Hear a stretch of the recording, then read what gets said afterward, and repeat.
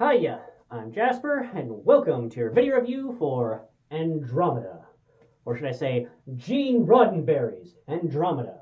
So, this is a TV show. It had 5 seasons, and it was one of the TV shows kind of developed, but I don't think ever came to fruition while Gene Roddenberry was alive. Maybe it did, maybe it didn't. I don't remember when he died. But this and Earth Final Conflict were kind of the other shows that he had developed. And you might remember his main one, Star Trek, but this is Andromeda.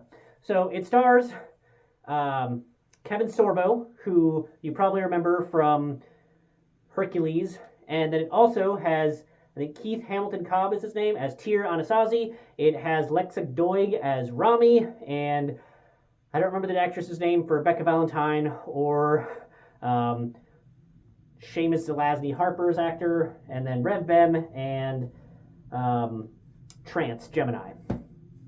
So that's the main cast, and it's been a while since I've rewatched the show. And what I would tell people when they were like, "Is Andromeda a good show?" is I would tell them that like the 5th season is just a very different show, but the first 4 seasons are really good if you just ignore the external shots, because it was like they had like maybe 5 shots that they reused for external things. And you're like, oh, but Star Trek used that all the time. No, I'm saying like, oh, giant Nietzschean fleet incoming. Oh, giant, like, Galaskar something or other fleet incoming. So they would just flip it. Oh, there it is. Like, those are supposed to be 2 completely different alien species, and they're using the exact same ship at the same angles, just flipped. Or even sometimes not flipped. Not even, like, different color grading or anything else. So I would say that if you can ignore that and just focus on the things that are set on the inside of the ships or the planets, then it's a really good show. This time around, I watched this season and really paid attention.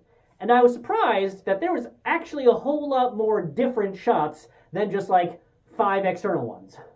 Until you get to the last like handful of episodes. And especially like the last episode or 2, like they really start to reuse a lot of external shots. Like they might, like, okay, like when there's, like for example, when there's supposed to be, you know, he, in the first episode, he's trapped along the accretion disk or whatever it's called of a black hole.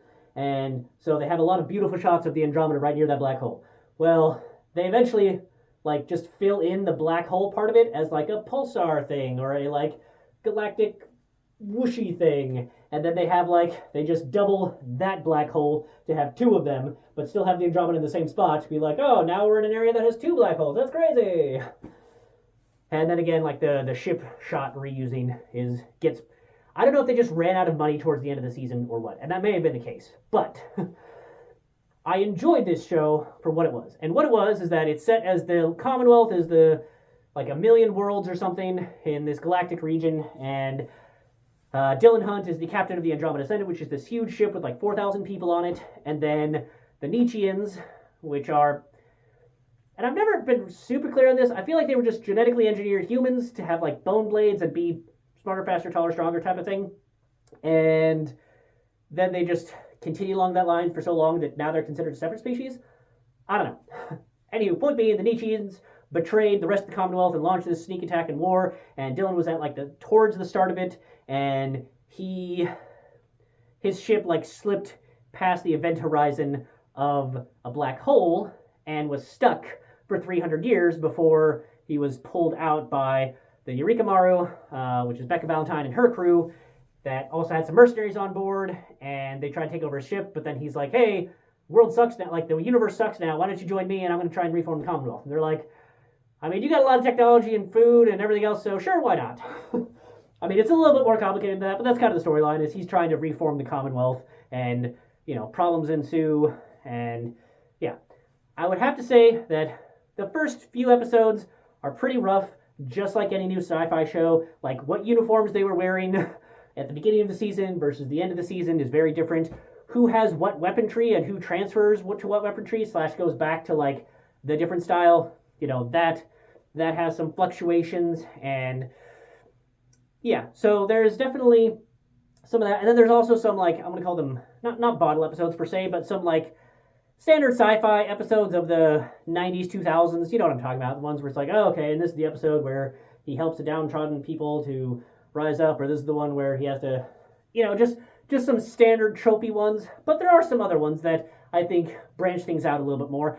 I do think that they rely a little bit too much on things from 300 years ago, like, oh, this is the only high guard ship that we've ever seen, and then they come across another one with this problem, another one with this problem, and then they come across like a thing that makes it so we can go back in time, or a thing where this person's still alive from 300 years ago.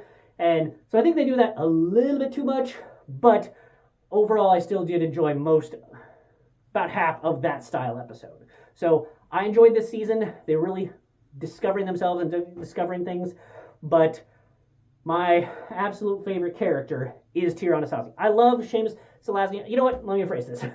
I love all the characters.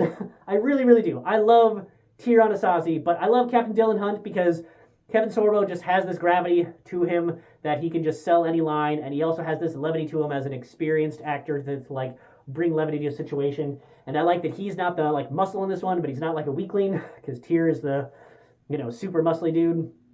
Seamus is super smart, and I love that, but he's also like a horny little guy, and it's fun, but not in the like sexually assaulty type of horny little guy. Like not like the purple-haired dude from My Hero Academia. He's horny, but in a more respectful way.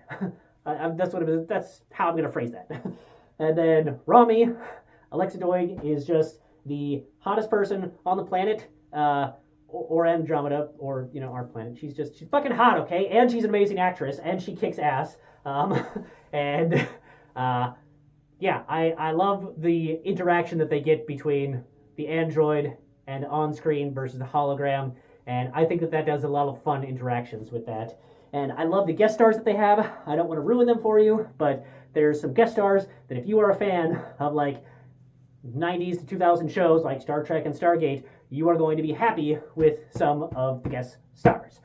So, I'm going to continue watching into season 2 and what have you, but towards the end of season 1, they start to reuse some external shots. But for most of season 1, I think they do a good job of giving you new external shots. So, give this season a shot, and, especially get past the halfway mark, because they really start to discover themselves in that, and go from there. Don't start in the middle. I mean, you can. It's not quite like Deep Space Nine, and they have like a nice kind of the opening is a bit of a summary of Captain Dylan Hunt of the Andromeda Ascendant. Hope lives again. Da, da, da, da. So yeah. Plus, every episode opens with usually a made-up quote that makes sense for the episode as the episode goes on. But like the quotes are just so amazing. I love the quotes so much.